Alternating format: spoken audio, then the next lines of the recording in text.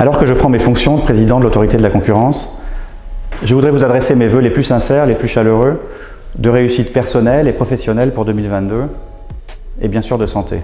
Je souhaite remercier le président de la République, le gouvernement et le Parlement pour leur confiance, au moment où ils me confient ces fonctions importantes.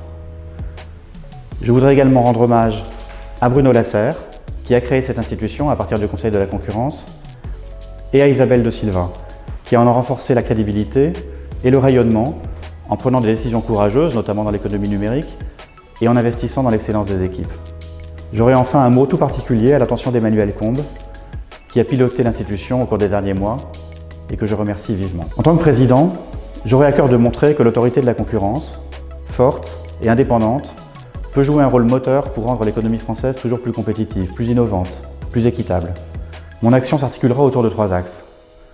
Le premier axe, c'est consolider l'indépendance, l'expertise et la capacité de réaction de l'autorité, en capitalisant notamment sur les nouveaux instruments qui lui ont été attribués.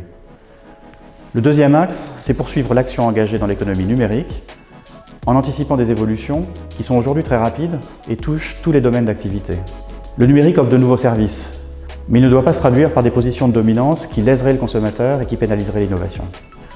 Le troisième axe, c'est s'assurer que la concurrence soutient la compétitivité et le pouvoir d'achat à un moment où l'économie française est confrontée à des enjeux de transformation majeurs, au niveau européen et international, et où elle doit se relever de la crise du Covid. Ma priorité au cours des semaines qui viennent va être d'abord bien sûr de rencontrer les équipes de l'autorité de la concurrence.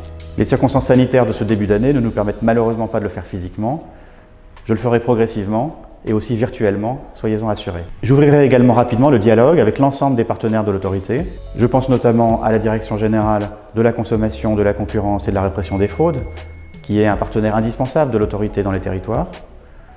Je pense aux autorités de régulation sectorielle, la CNIL, l'ARCEP, l'ARCOM, la CRE, la RT, pour ne citer qu'elles. Et je pense aux juridictions de contrôle, Cour d'appel de Paris, Cour de cassation, Conseil d'État et à la Cour des comptes. À la Commission européenne et à l'ensemble des autorités de concurrence nationales des États membres. Et enfin, aux représentants du monde économique, afin de m'assurer que les priorités d'action de l'autorité prennent en compte celles des acteurs de l'économie française. La politique de la concurrence, j'en suis convaincu, est un puissant levier au service du pouvoir d'achat et de la compétitivité de nos entreprises. Je tenais à vous dire à quel point je suis honoré et enthousiaste de diriger cette belle institution qui devra relever dans les prochaines années de nombreux défis et jouer pleinement son rôle au service de l'économie française.